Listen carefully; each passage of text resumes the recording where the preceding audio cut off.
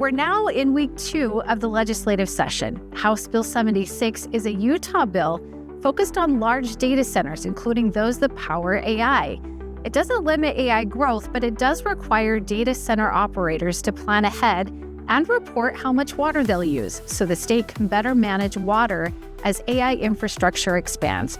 To learn more about this bill, we're joined by Utah Representative Jill Coford, who introduced House Bill 76. And Representative Coford, thank you so much for being here.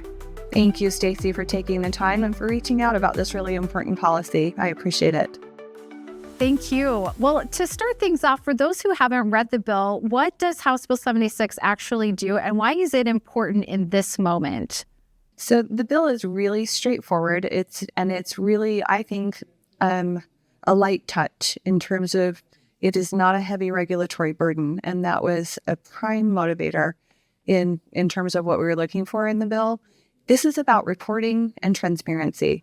There have been a lot of concerns raised across the country about data centers, and there have been bills introduced in a variety of states regarding data centers that haven't gotten through the legislative process at all, or if they have, they've been vetoed by the governors of a couple of states. So what we wanted to do is just say, look, we live in a desert. We have this really valuable resource of water, and we want to make sure that all of our large water users are using it in a responsible manner. And we had some gaps in what was being reported to our state water engineer. So as we look at data centers and where they're getting their water, this felt like an answer to a question that the public was asking. Where are the data centers? How much water are they diverting? What are they using? What are they returning to the system? And are they being good stewards of the water? The good news is that as a lot of people in this space know, data centers are shifting away from large consumption of water, which is good. The industry itself has been really proactive. And so for me, this bill is just an opportunity for them to tell their story and to show the public that they are great partners, that there is a place for them in our desert landscape, and that we know and recognize that they play a critical role in the AI race.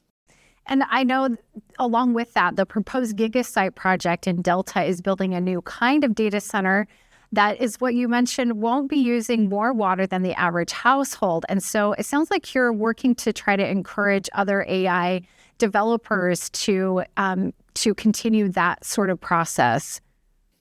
We have great partners who have developed great energy and water resources for some of our communities that are giving back to our communities. And so show us how you're using your water, show us what that looks like before construction, and then show us what that looks like on an annual basis so that our state water engineer really has an idea of what that looks like. This is no different than really any other water user in the state of Utah. There was just a gap in this specific industry, and we need to get a handle on it as they continue to grow. And as, Utah is welcoming that business here, we just want to make sure we're planning appropriately.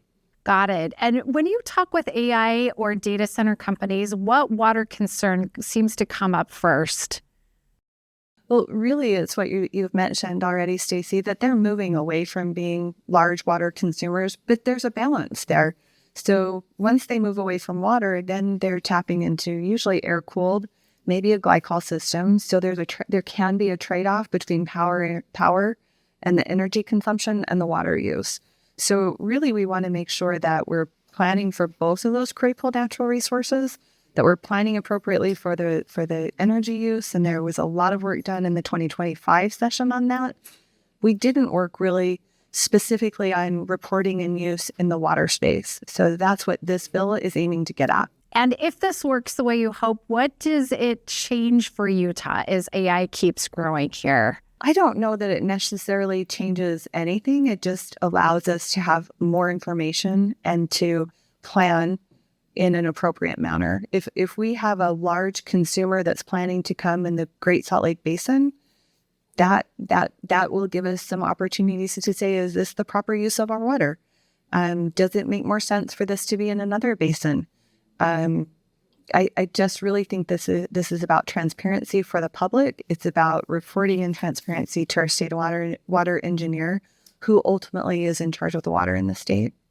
Representative, where is HB 76 in the legislative process right now?